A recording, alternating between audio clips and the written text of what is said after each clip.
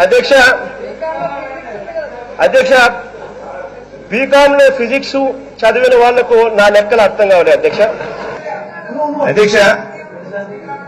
ఎవరి స్థాయి ఏమిటో ప్రజలకు బాగా తెలుసు అధ్యక్ష. ఆయన అన్నట్టుగా నేను మొట్టమొదటిసారిగా ఇక్కడ ఉండేది. మీకన్నా ముందే 5,45,000 మెజారిటీ. మీ జీవితంలో ఏ రోజు వాళ్ళ మెజారిటీ మీకు రాలా. 2 సార్లు ఎంపీ, ఒకసారి ఎమ్మెల్యే. 5,45,000 మెజారిటీ.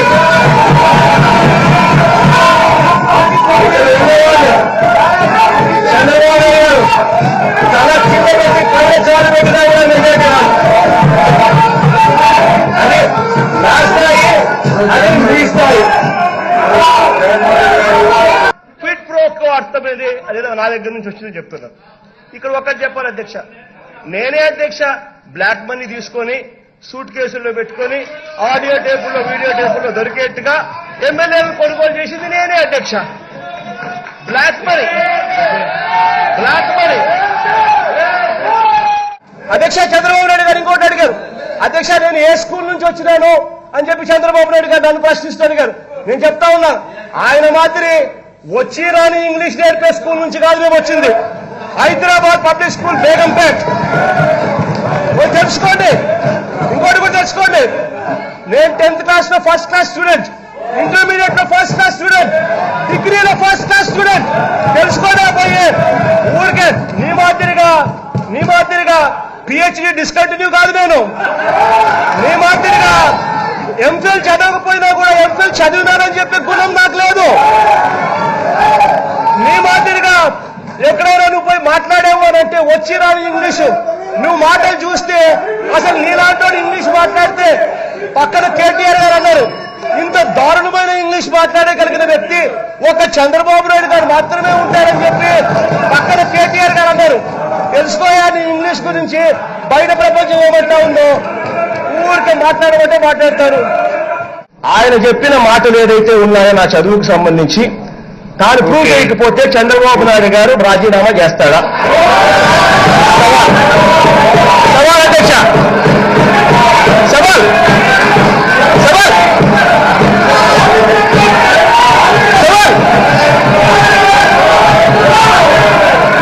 నాకు చంద్రబాబు నాయుడు గారికి ప్రూవ్ చేయించుకో. అధికారం నీ చేతుల్లో ఉంది కదా,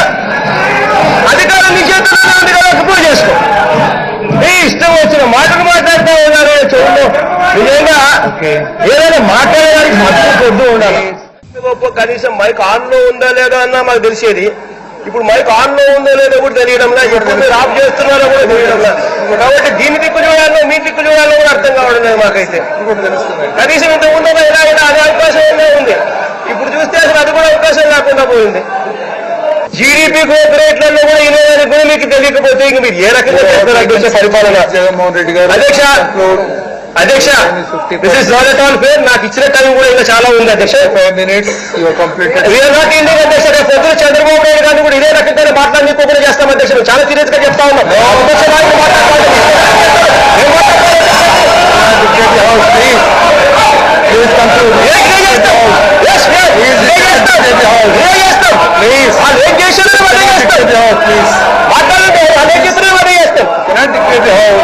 నేను ఒకటే అడుగుతా ఉన్నా అధ్యక్ష, ఇదే ముఖ్యమంత్రి గారికి చిత్తశుద్ధి ఏమాత్రం కూడా ఉన్నా కూడా ఒకటే అడుగుతా ఉన్నా, సిబిఐ ఎంక్వైరీ అయ్యండి. నారాయణ గారిని కూడా స్కోప్లెట్ తీసుకొని రండి. నారాయణ గారిని స్కోప్లెట్ తీసుకొని రండి. సాక్షికి సంబంధించిన కోఆపరేషన్ మీకు సిబిఐకి పూర్తిగా ఇస్తామని చెప్పి కూడా చెప్తా ఉన్నాం. ఛాలెంజ్ తీసుకుంటున్నాం, తీసుకోండి. సిబిఐకి ఎంక్వైరీ తెలుస్తుంది. ఊరికే మాట్లాడతాం. ఆ నారాయణ కాలేజ్ అనేది ఎవరిది? మీ మంత్రిది కాదా? అదే రకంగా మీ ఎడ్యుకేషన్ మినిస్టర్ అనేది ఆయన రియల్ కూడా కాదా? మీ ఇంట్రెస్ట్ ఏది లేకపోతే వాళ్ళు ఎందుకు మంత్రి పదవుల్లో కొనసాగిస్తా ఉన్నారు? మీ ఇంట్రెస్ట్ ఉన్నాయి కాబట్టి వాళ్ళు మంత్రి పదవుల్లో కొనసాగిస్తా ఉన్నారు. మీ ఇంట్రెస్ట్ లేకపోతే ఎందుకు కొనసాగిస్తా ఉన్నారు? సూటిగా అడుగుతారు. 20 నిమిషాలు ఇస్తే సాక్ష్య ఆధారాలతో సహా మీకు ముందర పెడతా, సభకు చూపిస్తా. మీరు ఒకవేళ మైక్ ఇవ్వకపోతే మైక్ ఒకవేళ మీరు ఇవ్వకపోతే ఈ ఆధారాలు ఈ సాక్ష్యాధారాలు చూపించేదానికి మీరు ఒకవేళ మైక్ ఇవ్వకపోతే ఇవే ఆధారాలు తీసుకొని ప్రెస్ పోయి జరుగుతా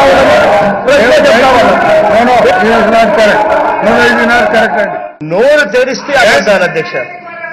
నేను ఇదే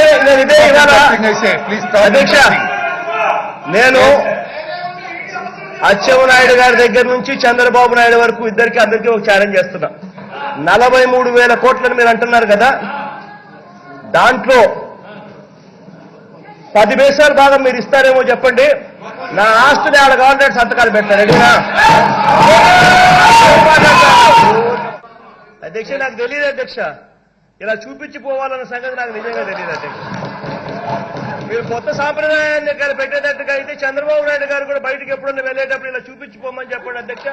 యనమల రామకృష్ణుడు గారు కూడా చాలా సందర్భాల్లో ఉండరు, ఆయన కూడా ఇలా చూపించిపోమని చెప్పి మొదలు పెట్టండి అధ్యక్ష. కొత్త సాంప్రదాయానికి నేను కూడా తెలియస్తా. ఇప్పుడు ఇలా చూపించిపోవాలంటే అలాగే చూపించిపోదాం. ఏం మాట్లాడతారా? నిజంగా ఈ సభలో అందరికన్నా ఎక్కువ టైం కేటాయించిన వ్యక్తి ఎవరైనా ఉన్నారు అని అంటే అది నేను అని చెప్పడానికి గొప్పగా కూడా చెప్తున్నా. మా వాళ్ళు మాట్లాడేటప్పుడు స్ఫూర్తినిచ్చేదానికోసం అదే పనిగా ఇక్కడ కూర్చుంటా. మీరు నన్ను తిరుగుతూ మాట్లాడుతూ ఉన్నప్పుడు 10 ఏళ్ల కిందట చనిపోయిన 8 ఏళ్ల కిందట చనిపోయిన మా నాన్న గురించి మాట్లాడేటప్పుడు కూడా వింటూ ఉన్నా. ఇంత చేస్తా ఉన్నా, ఓపికగా చేస్తా ఉన్నా, ఏదైనా కానీ కుక్కతోక వంకర అన్నట్టుగా ఖచ్చితంగా మాట్లాడాల్సిందే. అధ్యక్ష, చివరికి గుజరాత్ తీసుకుందాం అధ్యక్ష. మోడీ గారిది పాపం అహ్మదాబాద్ తో కూడిన గుజరాత్ చూసుకుందాం అధ్యక్ష. 2015-16కు సంబంధించి వాళ్ళ జీఎస్డీపీ గ్రోత్ రేట్ కేవలం 7.7%. ఆహా, నిజంగా చంద్రబాబు నాయుడు గారి ఆధ్వర్యంలో మన గ్రోత్ రేట్ మాత్రం 10.99%. 11%.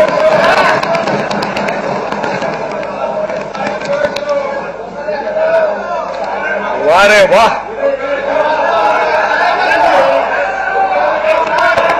నిజంగా గొప్ప అధ్యక్ష. అది నిజంగా ఇంత ఘనంగా వృద్ధి రేటు మనం ఎలా వచ్చింది అన్నది నిజంగా దేవరహస్యం అధ్యక్ష. చంద్రబాబు నాయుడు గారు వచ్చిన తర్వాత రొటీన్ గా జరుగుతా ఉన్న విషయాలని పెద్ద భూతద్దంలో ఎక్కువగా చూపించి బ్లోఅప్ చేసి అదేదో చాలా ఘనకార్యం వల్ల జరిగింది అని చెప్పి చూపించుకునే కార్యక్రమం చేసి దానివల్ల 11% గ్రోత్ రేట్ నమోదైంది అని చెప్పి విపరీతమైన డబ్బాలు కొట్టుకునే కార్యక్రమం జరుగుతూ ఉంది అధ్యక్ష. సాక్షి అనే సంస్థ ఈ రోజు ఆంధ్ర రాష్ట్రంలో ఉన్న ఈ సంస్థ దేశంలో నంబర్ 8 అనే సంస్థ. దేశంలో నంబర్ 8 ఏ సాక్షి. చెక్ చేసుకోండి, IRS రికార్డ్స్, ABC రికార్డ్స్. అటువంటి సంస్థ అరుణ్ జైట్లీ గారి చంద్రబాబు నాయుడు గారు ఏమంటారు అధ్యక్ష?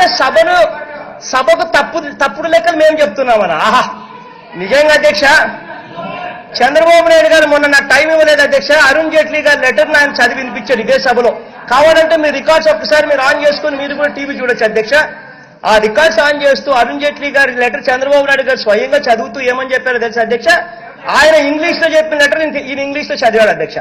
ఇంగ్లీష్ లో చెప్పిన ఆ లెటర్ చదివినప్పుడు ఆయన నోట్లో నుంచి వచ్చిన మాట అధ్యక్ష, అరుణ్ జైట్లీ గారు upon states request Polavaram project మేము ఇస్తున్నాము అని చెప్పి రాష్ట్రానికి ఇచ్చాము అని చెప్పి అరుణ్ జైట్లీ గారు అన్న లేఖను ఇంగ్లీష్ లో చంద్రబాబు నాయుడు గారు చదివి వినిపించారు. అదే చంద్రబాబు నాయుడు గారు ఇంగ్లీష్ లో చదవడం అయిపోయిన వెంటనే ఇంకా ప్రజలకు ఇంగ్లీష్ రాదనుకుంటారో, లేకపోతే ఆయనకి ఇంగ్లీష్ రాదో నాకు తెలియదు కానీ, లేకపోతే బుల్డోజ్ చేయొచ్చు అనుకుంటాడో నాకు తెలియదు కానీ ప్రజలను ఆయన నోట్లో నుంచి వచ్చిన మాటల అధ్యక్ష తెలుగులోకి వచ్చేసరికి చూసారా మేము అడగలేదు వాళ్ళే మాకు ఇచ్చారు అని చెప్పి బుల్డోజ్ చేశారు. అంత గొప్పగా ఇంగ్లీష్ లోనే ఆయనే చదువుతాడు, తెలుగులోకి వచ్చేసరికి రివర్స్.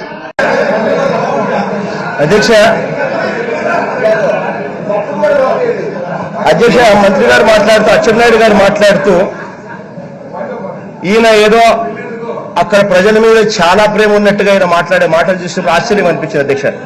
కారణం ఏంటంటే అధ్యక్ష, నిన్న ఇన్సిడెంట్ జరిగి 5 మంది కార్మికులు చనిపోతే మంత్రి గారు అచ్చెన్నాయుడు గారు అదే శాఖకు మంత్రిగా ఉన్న వ్యక్తి మరి ఎందుకు మాట్లాడతారా సార్ ఈరోజు? మరి ఎందుకు మాట్లాడతాము? అదే కనీసం పోయి చూడడానికి కూడా పోలా. చంద్రబాబు నాయుడు గారే మామూలుగా వెళ్ళాలి. మనుషులు 5 మందికి వెళ్ళిపోతే ముఖ్యమంత్రిగా ఉన్న వ్యక్తి కనీసం పోయి చూడాల్సిన ధర్మం ఉంది. అటువంటిది ముఖ్యమంత్రి గారు పోరు. పనులు దొరక భిక్షాటన. మీరంటారు అక్కడ ఎక్కువ డబ్బులు ఇస్తున్నారు కాబట్టి అక్కడికి పోతున్నారని. భిక్షాటన. కేరళ ప్రభుత్వం దీన్ని రికగ్నైజ్ చేసి 25 కేజీలు బియ్యం ఇస్తా ఉన్నారు.